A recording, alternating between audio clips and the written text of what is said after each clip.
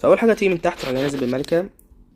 اول ما الفرن يشبك على الملكه او الكروس بو تروح جاي نازل بالجندي الجديد عشان هيلها، وتحط هناك على الملكه عشان اول ما الدعم يطلع تروح جاي نازل بالدعم، وتروح جاي نازل بريج عشان يساعد الملكه.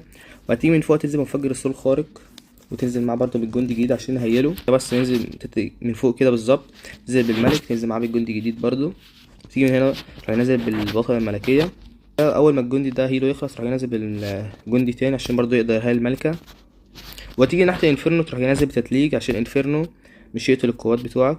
خلاص تروح نازل هنا بالمنطاد الكبير بحيث ان هو يروح وينزل بالدعم، وتقدر تستخدم طاقة الملك بحيث ان هو شال البيت.